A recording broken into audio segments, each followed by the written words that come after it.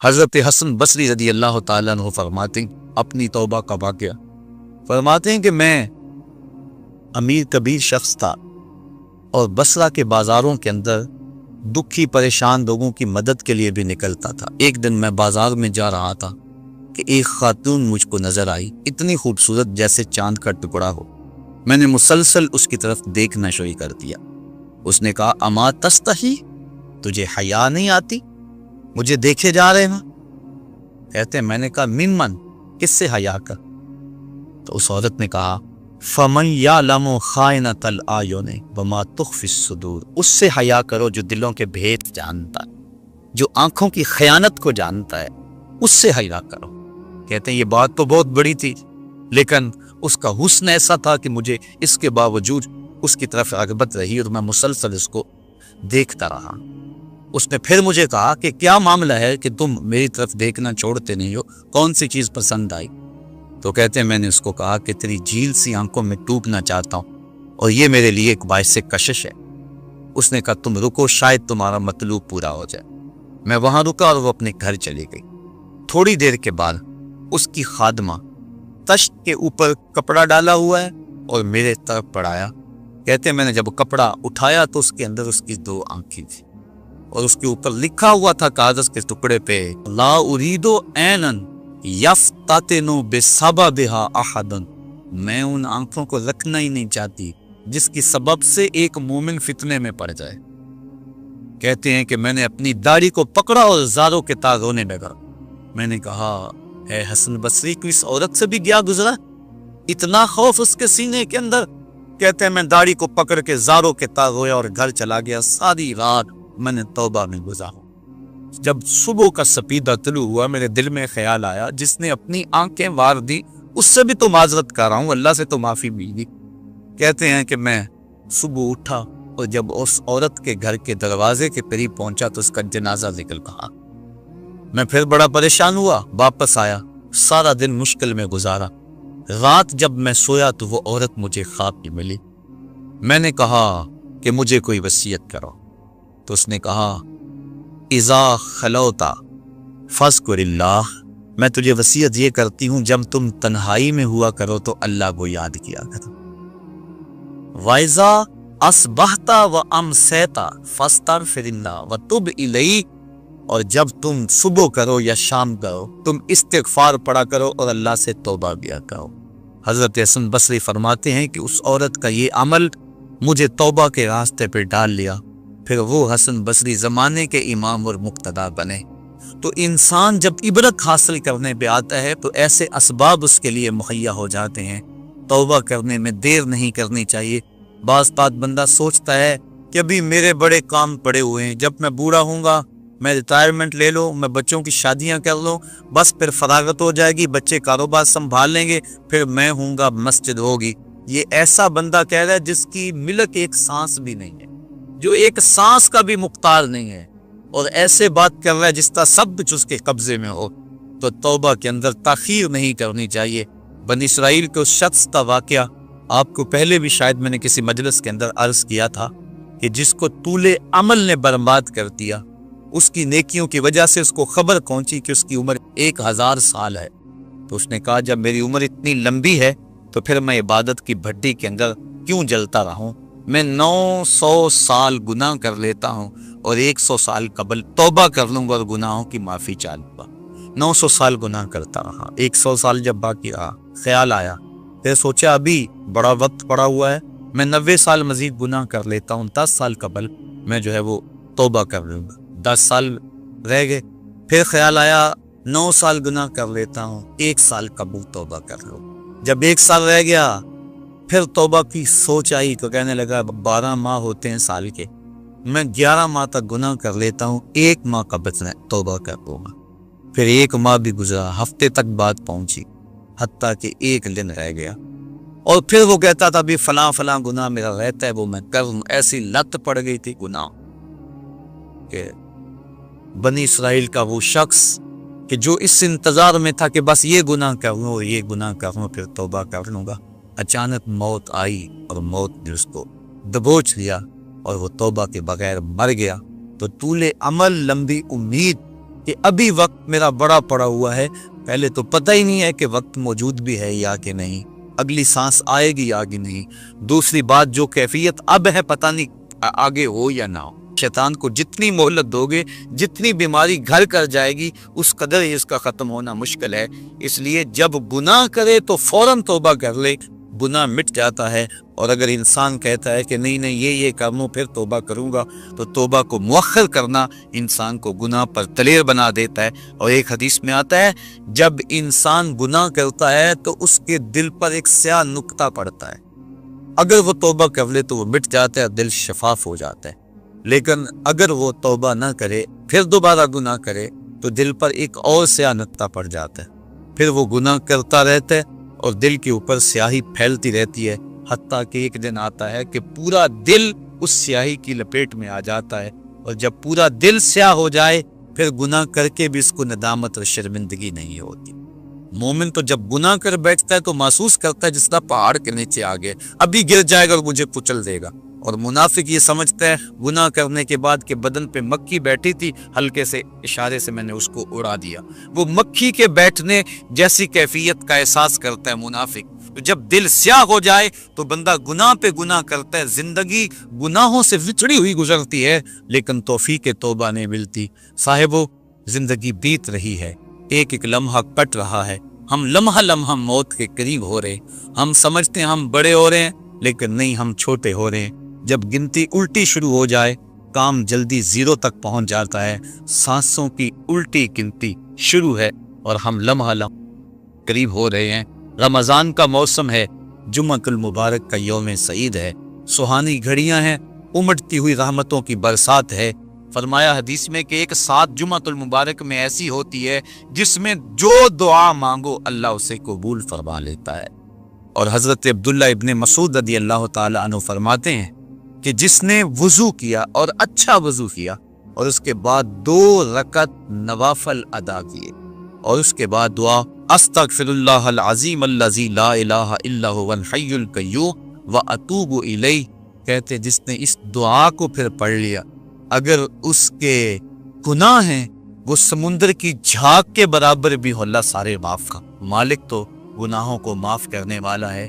ہم ہی جہنم میں چھلانگے لگا رہے ہیں، لیکن وہ تو کہتا ہے آج میری رحمت کے دروازے کھلے ہوئے ہیں، اسیاں سے کبھی ہم نے کنارہ نہ کیا، تو نے بھی مگر دل آزردہ ہمارا نہ کیا، ہم نے تو جہنم کی بہت تدبیر کی، تیری رحمت نے بے کر گوارا نہ کیا۔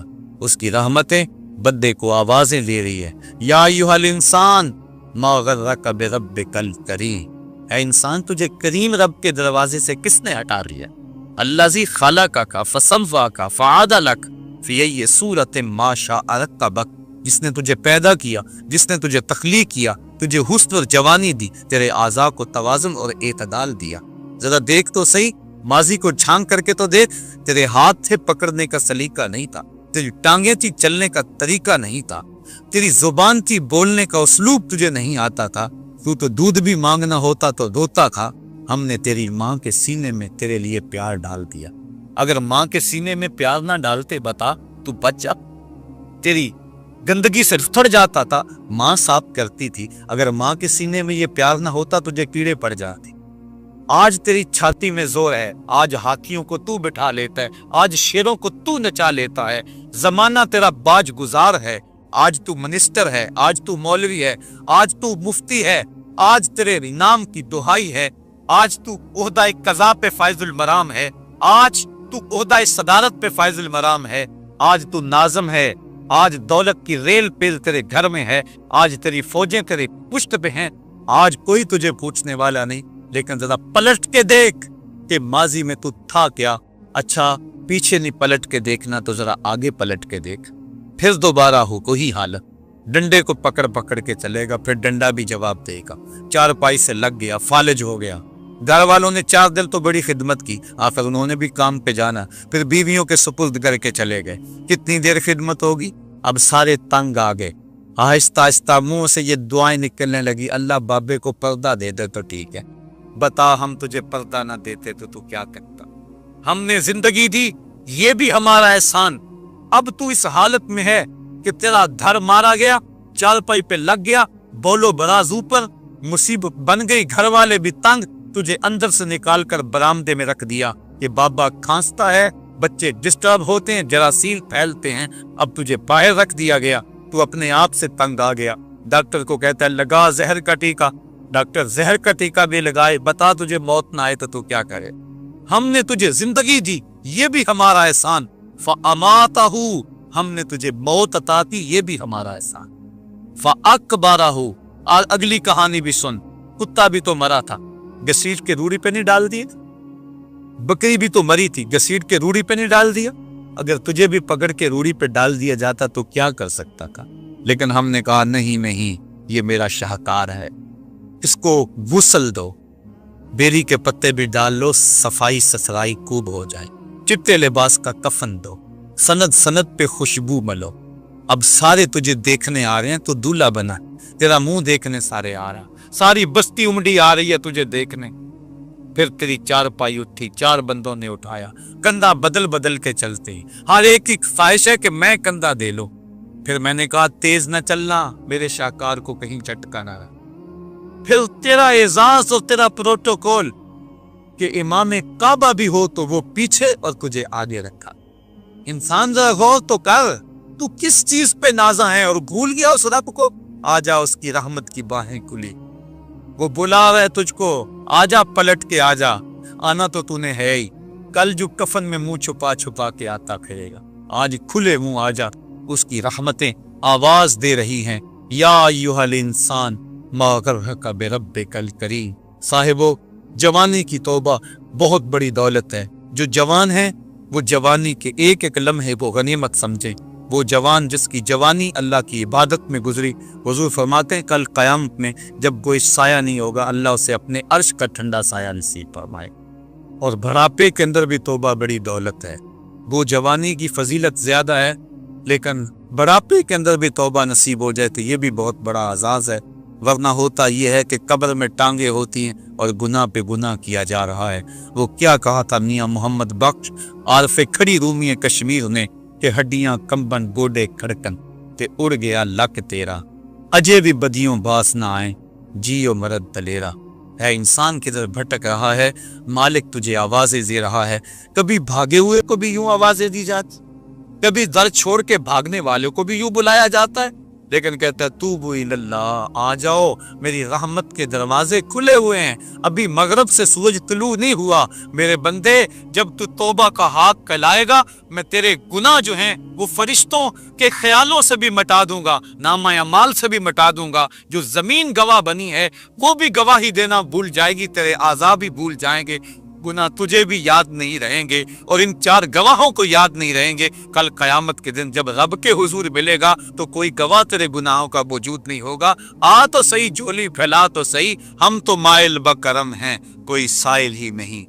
ہم تو مائل بکرم ہیں, کوئی سائل ہی نہیں. راہ دکھلائیں کسے, کوئی رہرے منزل ہی نہیں. آؤ, توبہ کا دروازہ کھلا ہے, اس کی رحمتوں کا دروازہ واہ ہے, اس کی کرم نوازیاں تمہیں آواز دے رہی ہیں. جھجک آتی ہے اس کے در پہ آتے ہوئے, چلو میرے نبی کا وسیلہ لے کر آ جا. وَلَوْ أَنَّهُمْ إِذْ ظَلَمُوا أَنفُسَهُمْ جَاءُوكَ, اگر تم گناہ کر بیٹھے ہو, اپنی جانوں پہ ظلم کر بیٹھے ہو, آؤ تمہیں توبہ کا ایک اور راستہ دکھاؤں, آسان راستہ, کہ تم میرے نبی کی چوکھٹ پہ آؤ اور یہاں آ کے معافی مانگو. پھر میرا نبی تمہارے لیے ہاتھ اٹھا دے. تم تو معافی مانگنے آئے تھے, لَوَجَدُ اللَّهَ تَوَّابًا رَحِيمًا, توبہ تو ملنی ہی ملنی ہے. نبی کو ساتھ لے آئے ہو, میں رحمت بھی فرما دوں گا, اضافی رحمت اپنی جانب سے فرماؤں گا. آؤ تو صحیح میری چوکھٹ پہ. اللہ کے محبوب کی چوکھٹ پہ صحابہ آیا کرتے تھے, اور محبوب کے جب ہاتھ اٹھتے تو پھر دعائیں قبول ہوتی, توبہ کے دروازے کھل جاتے اور اللہ کی رحمتیں برستی. ابو لبابہ کی توبہ کا واقعہ کتب حدیث کے اندر موجود ہے, اور دیگر صحابہ کی توبہ کے واقعات موجود ہیں. حضور کے انتقال کے بعد حضور کی قبر پہ چلے جاؤ. امام عطا بھی کہتے ہیں کہ میں حضور کے روضے پہ بیٹھا تھا, ایک دیہاتی آیا اور حضور کے روضے پہ کھڑا ہو کے کہنے لگا, حضور میں گناہوں کی بخشش کے لیے آیا ہوں اور بغیر مغفرت کے تو نہیں جاؤں گا. کہتے ہیں وہ اس قدر فریاد کرتا رہا, روتا رہا کہ مجھے اس کی حالت پہ ترس آ رہا تھا. جب وہ چلا گیا میری آنکھ لگ گئی، آنکھ لگی تو خواب میں حضور کی زیارت نصیب تھی، اور آقا کریم نے فرمایا قم یا آتابی اٹھو اور اس عرابی کو تلاش کرو، اور جب مل جائے تو میری طرف سے جنت کی بشارت ہے۔ اور صاحب مدارک نے ایک روایت لکھی ہے کہ ایک شخص حضور کے روضے پہ آیا اور حضور کے مبارک روضہ کی مٹی کو، تربت نور کو اپنے سر میں ڈال رہا ہے اور کہتا ہے میں تو گناہوں کی بخشش کے لیے آیا ہوں۔ یہ حضور کے انتقال سے 3 دن کے بعد کا واقعہ ہے۔ وہ کہتا ہے میں تو مغفرت کے بغیر جانا ہی نہیں۔ وہ تو چلا گیا لیکن یہ جم کے بیٹھ گیا، غنی کے در پہ ڈیرے جما دیے، کہا میں تو نہیں جاؤں گا جب تک میری مغفرت نہ ہو۔ فنودی من القبر انہ قد غفر لک، صاحب مدارک لکھتے ہیں گنبد خضرا سے آواز آئی جا تیرے گناہوں کو معاف کر دیا۔ مجرم ہو تو منہ اشکوں سے دھوتے چلے آؤ، آؤ در طباب پہ روتے چلے آؤ۔ قرآن میں مذکور ہے بخشش کا طریقہ، سرکار کی دہلیز سے